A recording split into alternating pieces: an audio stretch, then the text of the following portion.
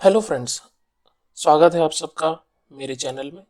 तो आज के वीडियो में मैं अपने हेयर ट्रांसप्लांट की सर्जरी का एक्सपीरियंस और उसके बाद के 2 दिन तक जब तक आपका बैंडेज उतरता है तब तक का एक्सपीरियंस आपको फोटो के साथ दिखाने वाला हूँ।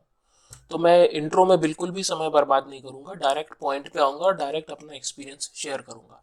आगे आने वाले वीडियोस में भी मैं बहुत सारा इंट्रो डाल के ऐसा टाइम वेस्ट करने की कोशिश नहीं करूँगा, टू द पॉइंट आऊँगा, विथ फोटोज आपको अपना एक्सपीरियंस शेयर करूँगा। तो चलिए शुरू करते हैं। तो आप ये देख सकते हैं कि ये मेरा एग्जिस्टिंग हेयर कंडीशन था। ये क्राउन एरिया में काफ़ी बॉल्ड एरिया है और फ्रंट में हेयर काफ़ी थिन है। ये वीडियो में उतना अच्छी लाइट नहीं थी मेरे पास, तो इसीलिए इतना अच्छा वीडियो नहीं आ पाया। बट अगर आप फ़ोटोज़ देखेंगे तो आपको समझ में आएगा कि मुझे हेयर थिनिंग में क्या प्रॉब्लम्स आ रही थी। मेरा main concern area crown area था, वहाँ पर भी हल्के बाल थे लेकिन वो इतने थिन हो चुके थे कि वो बॉल्डनेस दिखती थी। आप ये देख सकते हैं कि फ्रंट में राइट हैंड लेफ्ट साइड में काफ़ी ज़्यादा थिनिंग हो गई थी और छोटे छोटे हेयर के बॉल्ड पैचेस आ गए थे। और ये मेरा एक्सट्रैक्शंस के बाद का फ़ोटो है। तो ऊपर बैंडेड लगा दिया, तो मतलब पीछे डोनर साइड में बैंडेड लगा दिया था। आप देख सकते हैं राइट हैंड साइड पे थोड़ा ब्लड भी है कॉटन में, और बस एक सर्जिकल कैप पहना दी थी। यह आपका एक्सट्रैक्शन एरिया होता है जहाँ से आपके बाल एक्सट्रैक्ट किए जाते हैं। और जो हाई रिस्क एरिया है, लो रिस्क एरिया है वो। और ये जो फ़ोटो है ये इमीडिएट पोस्ट ऑपरेशन है, जब मेरा ऑपरेशन जस्ट ख़त्म हुआ था। तो आप देख सकते हैं इस तरीके से बाल लगे थे, जो भी ब्लड आया था वो क्लीन कर दिया था। और ये जो है टेक्नीशियन वो पीछे बैंडेड कर रहा है। और ये नेक्स्ट डे की फ़ोटो है जब मुझे एक कैप पहना दिया था ताकि कोई इन्फेक्शन ना हो, और ये पीछे बैंडेड कर दिया था जो डोनर एरिया है उसको हील करने के लिए और इन्फेक्शन से प्रोटेक्ट करने के लिए।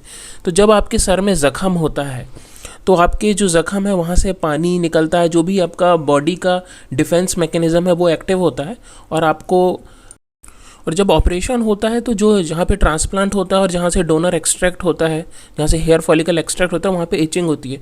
तो आपको सलाइन वाटर दिया जाता है इरिगेट करने के लिए, जिससे इचिंग कम हो और वो एकदम से सूखे ना, थोड़ा हाइड्रेटेड रहे। तो ये फ़ोटोज़ आप देखेंगे इमीडिएट पोस्ट ऑप के हैं। ये लेफ्ट हैंड साइड का है, यहाँ पर हेयर लाइन बनाई गई है। और ये क्राउन एरिया है। क्राउन एरिया के बारे में मैं आऊँगा कि ऐसा क्यों है कि थोड़ा ग्राफ्ट्स कम पड़ गए थे, वो भी मैं कवर करूँगा।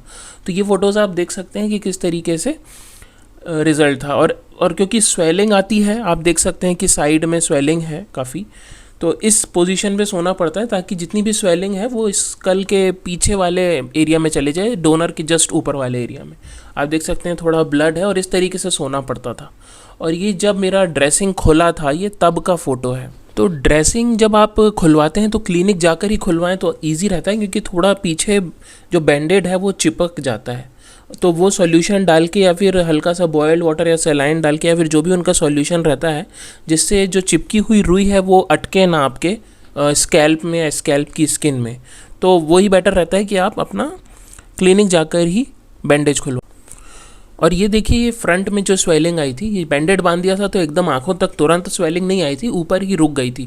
तो ये सब देख सकते हैं आप, जहाँ पे ट्रांसप्लांट होता है एनेस्थीसिया के कारण और हेड ट्रामा के कारण काफ़ी आपका स्वेलिंग आ जाती है। आप देख सकते हैं साइड में भी मेरे आंखों के नीचे तक स्वेलिंग चली गई है।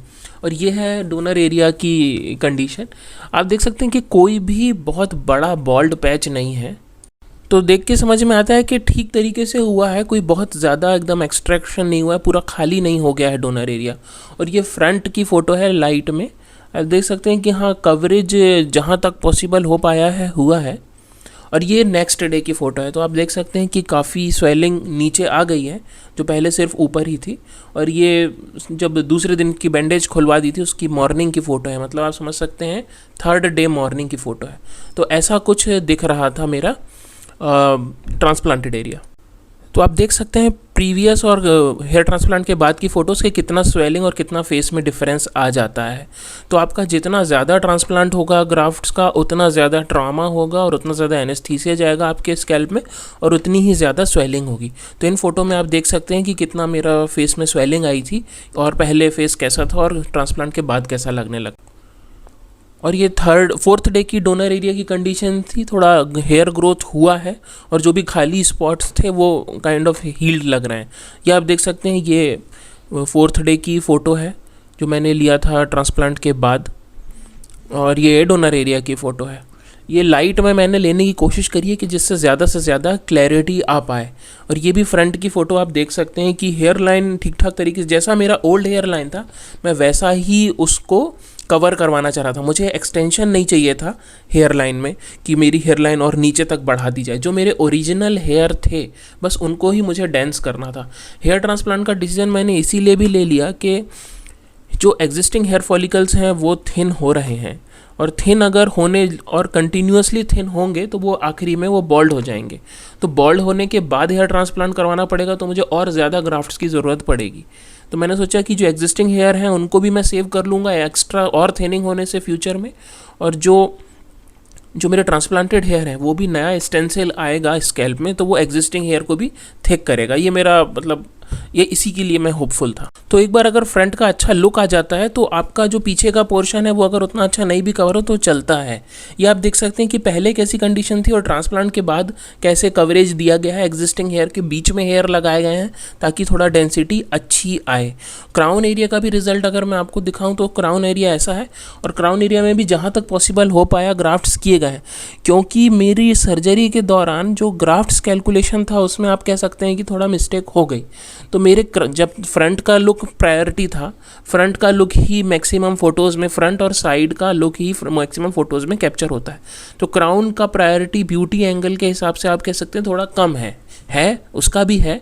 पूरा hair cover, hair scalp cover होना चाहिए अगर आप ट्रांसप्लांट करवा रहे हो तो। लेकिन अनफॉर्चुनेटली मेरे ट्रांसप्लांट में ग्राफ्ट्स कम पड़ गए तो क्राउन एरिया में ज़्यादा कवरेज नहीं मिल पाया। और जब क्राउन एरिया में ग्राफ्ट्स कम पड़े थे तो मैं काफ़ी दुखी हो गया था, और मैंने ये अपने डॉक्टर से भी ये बात बोली। मेरे डॉक्टर को ही मतलब मैंने उनसे कोई सब स्टैंडर्ड क्लिनिक चूज़ नहीं किया था। जो मेरा ऑपरेशन किया है, सर्जरी करी है हेयर ट्रांसप्लांट की, वो प्लास्टिक सर्जन ने की है, और वो प्लास्टिक सर्जन डॉक्टर साहब को 15 साल का प्लास्टिक सर्जरी का एक्सपीरियंस है।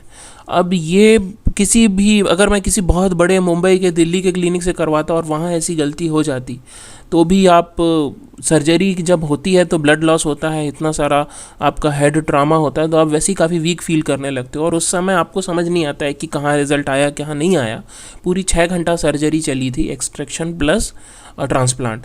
तो मैंने अपने डॉक्टर से अपना कंसर्न रेस किया तो उन्होंने कहा कि, और ऐसा नहीं कि उन्हें बोलने लगे कि हाँ पूरा किया है, और ऐसा उन्होंने कहा कि हाँ कुछ कम पड़ गए, एक्सेप्ट करी गलती।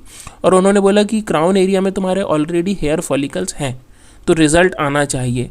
मेडिसिन के थ्रू, पीआरपी के थ्रू अपन कोशिश कर सकते हैं कि सेकंड सेशन की ज़रूरत ना पड़े, और अगर पड़ती है तो वो मेरा फ्री ऑफ कॉस्ट हो जाएगा।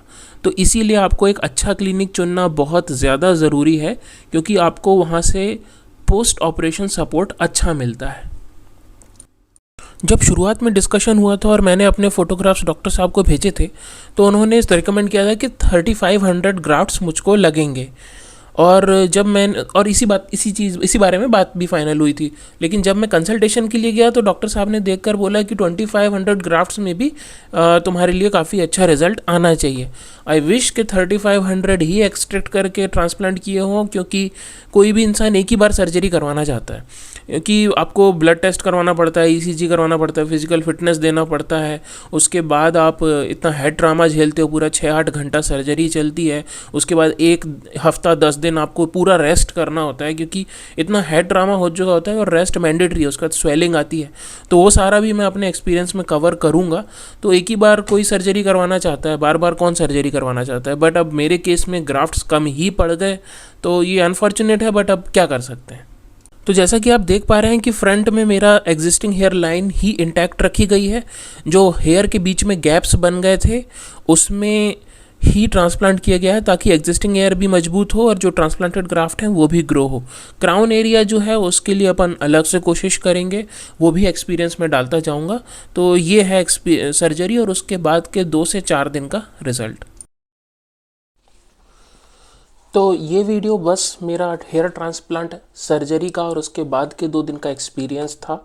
आगे के वीडियोस में मैं जो मेरा फर्स्ट हेड वॉश था, जो मैं दवाइयाँ खा रहा हूँ, जैसे मिनॉक्सिडिल यूज़ कर रहा हूँ और कैसे किया मैंने अपना फर्स्ट हेड वॉश, और उसके बाद अभी मेरे ट्रांसप्लांट को करीब 1 महीना हो गया है।